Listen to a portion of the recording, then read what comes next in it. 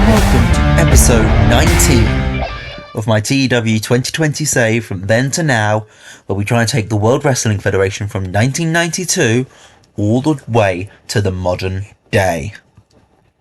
In this episode we have Saturday Night's Main Event, edition 30, which is the first to be broadcasted on ESPN. So we've got very big coverage in the US.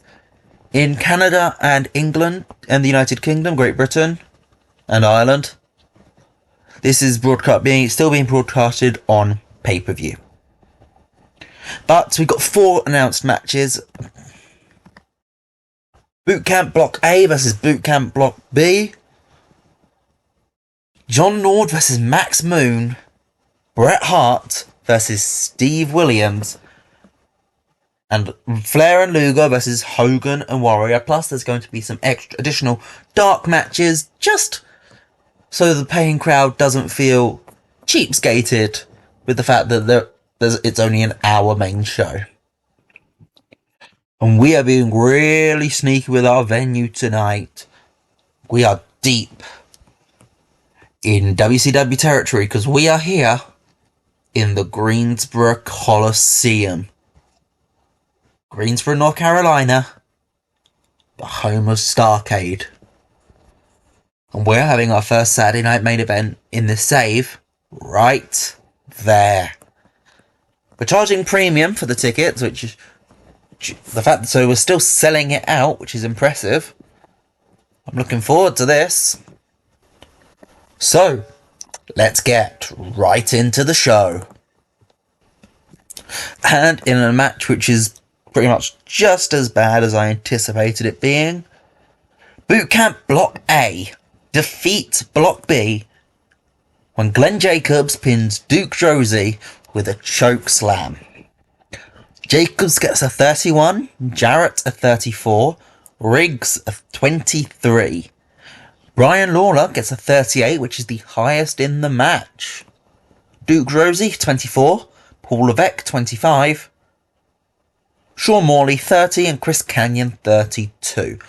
So they're pretty much all around the range I anticipated them being. Actually, some of them better. I was expecting at least one person to be in the teens.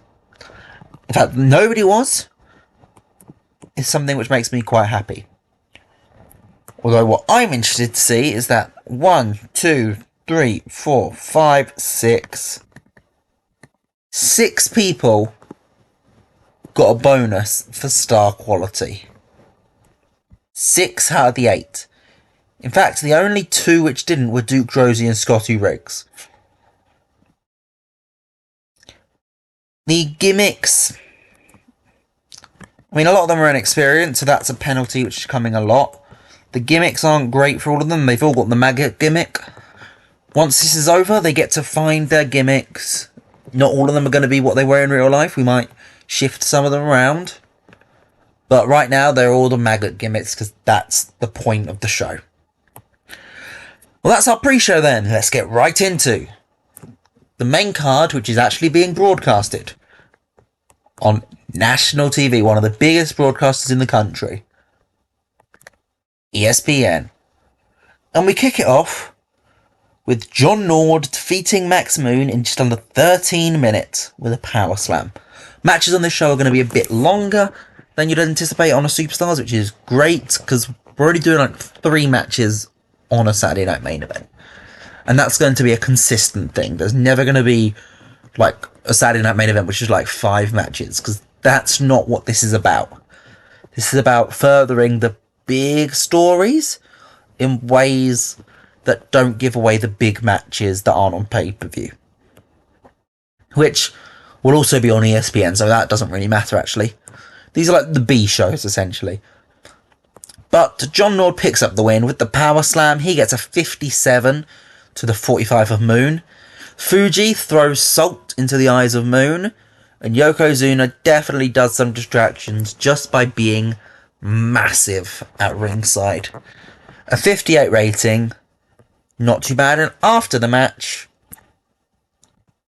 Yokozuna decides he wants to get involved in the action, as Fuji grabs the mic and starts shouting that this is what happens when you turn your back on me. I could have taken you to the top, but you turned your back on me. So I replaced you. And now I break you. And he orders Yokozuna to hit a bonsai drop. Again, and again, and again. In the end, he hits 3 bonsai drops onto Max Moon. And he does a stretcher job. This puts over Yokozuna massively. You know, getting Max Moon to do a stretcher job. And Fuji-Gun looks dangerous. Hogan and Warrior versus Flair and Luger. It's a big match, but it was a match which I looked at and went, I can't put this in the main event because of 2 people in it named Lex Luger and Ultimate Warrior. Both getting ratings in the 60s. At least we're confident that Dr. Death, Steve Williams and Steve Williams will get in the 70s and Bret will get in the high 80s, probably 90s. But Flair gets a 90 here. Hogan gets an 80. It's a 76 overall as Hogan picks up the win, pinning Luger with a leg drop splash combo. It's not just going to be a big leg drop. Warrior's going to run one rope. Hogan's going to run to the other. And they're going to hit the leg drop and the splash together. It's the biggest tag team in wrestling. Hogan and Warrior. And they pick up the win here. If we go into the dirt sheets, we can see that no one's declining it. Warrior's got stamina because he had to go 20 minutes. That's obviously not Warrior's ball game. But it was a tag team match, so he didn't have to do all of it. Probably Hogan did most of the work in this match. Gets 73, and the main event gets a 92 because Bret Hart and Steve Williams have great chemistry. Bret Hart makes Steve Williams tap out in just under 23 minutes. Well, he makes him pass out to the sharpshooter to make the 10th defense of his Intercontinental Championship. He's on a long reign here. 97 for Hart, 77 for Dr. Death. That's pretty good. They both were good at slowly building the match. The title's got really high prestige at the moment. Bret's been great for this belt. Williams was a bit inconsistent, which is a shame. It's Monsoon, Heenan and Vince for the pay-per-views. Didn't want to do... Savage is just superstars at the moment. He may move on to the events, but I wanted to keep the events consistent because Savage is all part of a story. That story can continue on Superstars. So that is the main card. I think this show is going to get into the 90s. Or high 80s at least. But we've still got some more matches to happen. Post-show matches, which are just for the crowd and don't affect our rating. Samoa and Savage teams with the Head Shrinkers to take on the Genius and the Beverly Brothers. And it's just a quick little match as the Samoan team defeats the Geniuses. When Fatu pins Blake Beverly with the Samoan splash. Samu best in the match. Genius was up there with Savage. And the Beverlys were quite right down there. Pretty... yeah, it's a post-show match. Obviously, the workers aren't going to take it as seriously. We know this. Next match. Natural Disasters versus the Bushwhackers. Earthquake pins Luke with an Earthquake splash. He was miles away the best person. Over 11 points higher than Typhoon. And over 20 points higher than both Bushwhackers. Again, not going to take it seriously. It's a post-show match. Butch and Luke are declining. They're also jobbers. I don't care. They can decline as much as they want. Eventually, we will get rid of them and bring in jobbers which can get slightly higher ratings so that even our job matches get good ratings. And the actual main event for the live crowd for the 23,000 in Greensboro Coliseum sees Tatanka defeat Steve Armstrong in 6-12 with an Indian death drop. Brooklyn Brawler wasn't great as well, decided to give him a chance with one of these post-show matches. It still didn't work for him. Tatanka was off his game, still got a 52 though. And this is the first appearance of Steve Armstrong, who basically was just brought in because his WCW contract expired, and he looked like a sound utility player, which is essentially what I've brought him in for. He's not going to be on TV much. This is probably going to be his main role. A decent in-ring performer to lose to somebody, whether that's on TV or in one of these dark matches. So what do we get overall then? It's 83. That's actually quite disappointing. We gained in 2 regions. I mean, I guess the Yokozuna and John Nord stuff dragged it down, and yeah, the Hogan Warrior Flair Luger match was only a 76. 83 is probably quite fair, actually. We just had a really good main event. But what we're going to have a little do is we're going to have a little look around the wrestling world as we're post-Saturday main event, and it's a short episode otherwise. So we'll have a look around, see what the other companies are doing. So, just the same day we had that show, All Japan held their Grand Champions Carnival. And wasn't booked amazingly. I mean, Misawa was knocked out by Rusha Kimura in the first round. On the day, at least. And it was Rusha Kimura who also knocked out Kenta Kobashi, before losing to Giant Bubba in the main event. Not the booking I would do, I will admit, but if Bubba wants to book himself to win the Champions Carnival, he can. Jumbo Tsuruta defeated Johnny Ace to retain his Triple Crown Championship in the main event. And Tiger Mask and Dory Funk Jr. defeat Akira Taue and Toshiyuki Kawada, the Holy Demon Army, already reformed, for the All Japan Unified World Tag Team titles. Not too shabby. Now, viewing figures, we got over 2 million viewers. 1.9 million on TV. And 114,000 pay-per-view buys. Which means this month has been phenomenal for us financially. Our merch is massively up.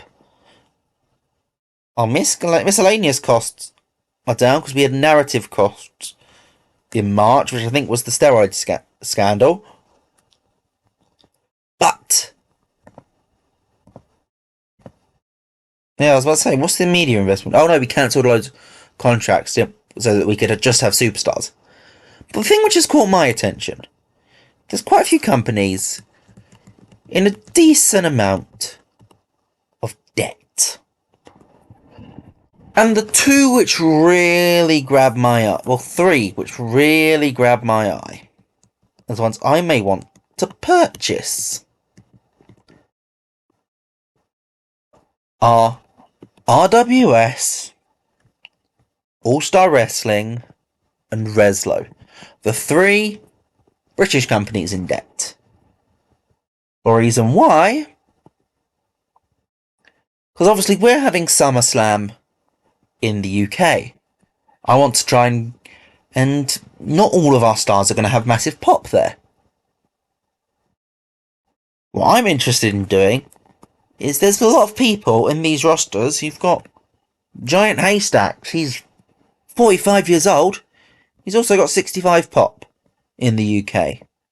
We go to RWS, Big Daddy, 65 pop in the UK.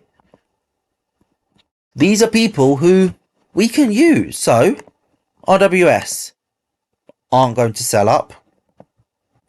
They are losing money hand over fist though. So, maybe by SummerSlam, after the next Saturday Night Main Event, we'll try again. All-Star Wrestling, they're not gonna budge. They've just risen up to medium size, actually, having fallen down to small just recently. They're also losing money at a ridiculous rate. Reslo are willing to discuss stuff with us. So, I look at their roster.